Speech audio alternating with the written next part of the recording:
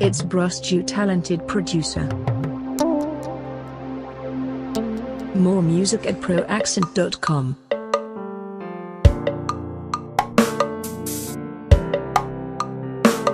My name is Reverend Father Sixtus Ladi Onu. I'm a priest of the Catholic Diocese of Sokoto. I work at the Provincial Office of Health, Justice, Peace Development Commission in Kaduna.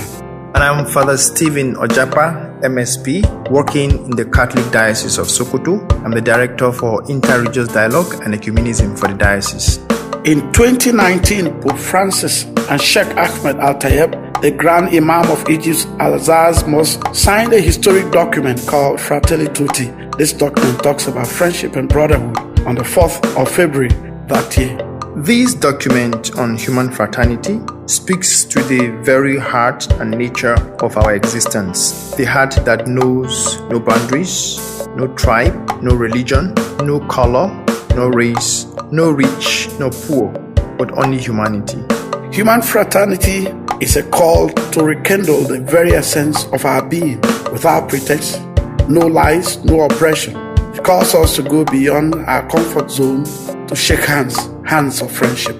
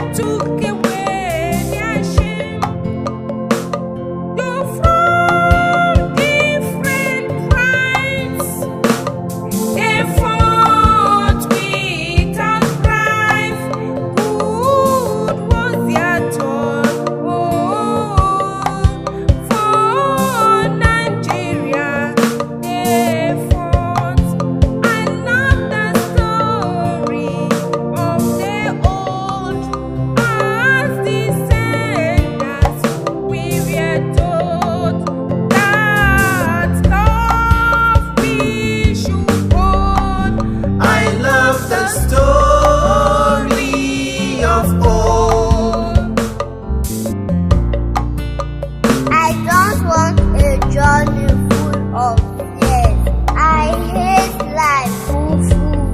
and yes, tears. I want a nation where everyone is fair, a nation where troubles and pains are so rare, where no one rests like a deer, where everyone truly cares.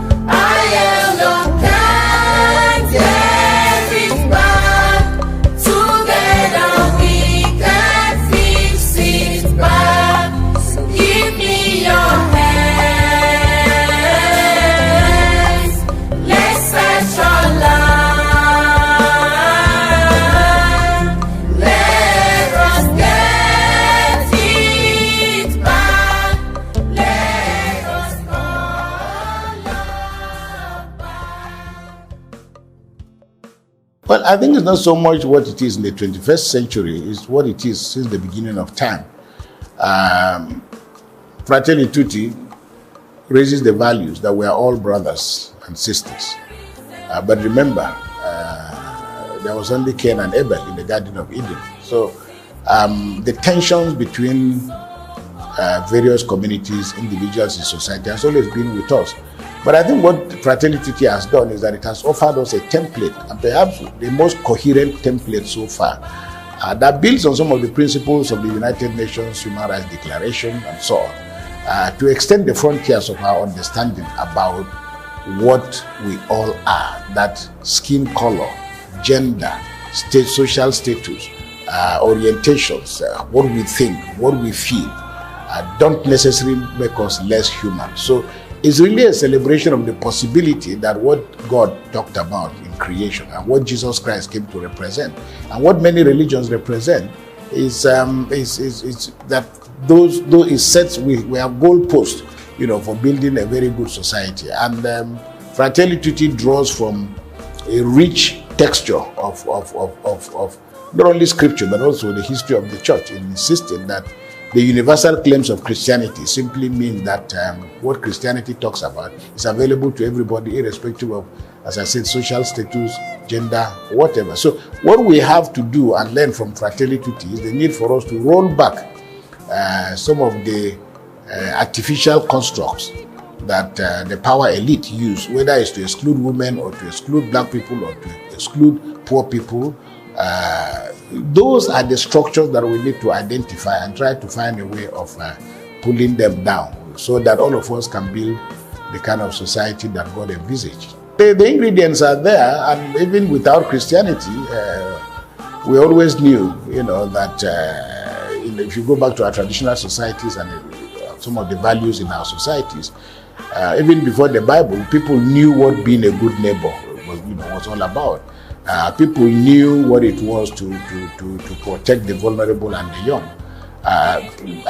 Most societies had a set of values, and the religion has only built on that because of its universal claim. So it is our responsibility. We don't need to get nostalgic about the past by romanticizing that past, because aspects of our past as human beings, there are aspects of it that have been ugly. We've got no intention of going back to those, whether it's apartheid, whether it is Hitler in Germany, whether it is racism in America.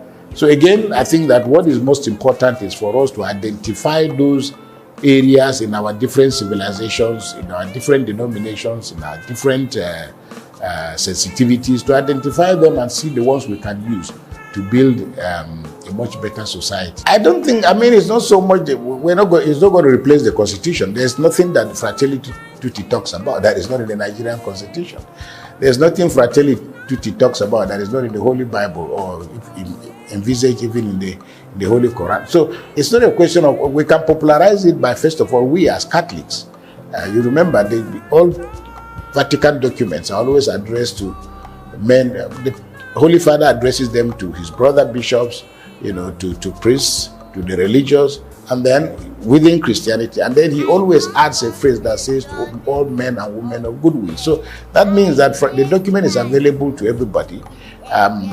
If you have a manual, for example, that teaches people how to drive, it doesn't matter whether you are in China, whether you are in Japan, whether you are in Makaleki, or whether you are in Sokoto, the same manual teaches you the same, code of conduct. So the first thing we should do about fraternity is for us as Catholics, first of all, to imbibe the spirit, imbibe the principles, and then use them in our relationship. So this kind of initiative is wonderful, but it will be no use if we don't put it into practice. And we don't have to wait for the church to collectively decide how to put it into practice.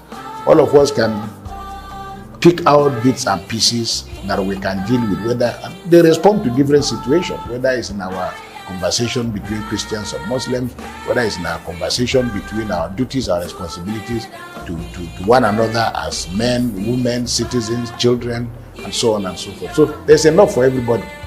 We've lost a sense of friendship in Nigeria. There's absolutely no doubt about that. Politics has become too toxic to help redeem our country. Common brotherhood has collapsed in Nigeria. There's ground for suspicion and fear and anxiety. And this is actually largely because of the inability of government, especially the situation we're in now, to wrestle with these problems. So the best we can do or say is to make the point that, look, we must go back to the bottom of the hill and begin gradually to fix our country. And this is not something politicians will do for us. It is necessary to have the politician with the orientation towards national healing. But we as individuals can do a lot. So I think we're in a very bad spot, terribly bad spot. But I can only appeal to especially the young and the rest of us to take individual responsibility. We can't wait for government to fix our country. Government cannot create brotherhood or sisterhood.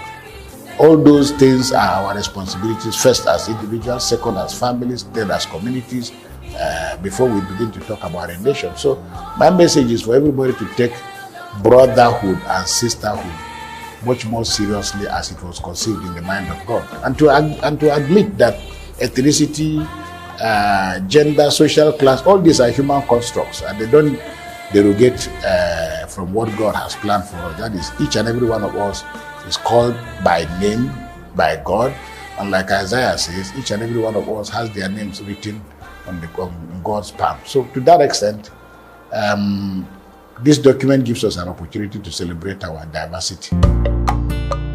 I don't want a journey full of fears. I hate life full with anxiety.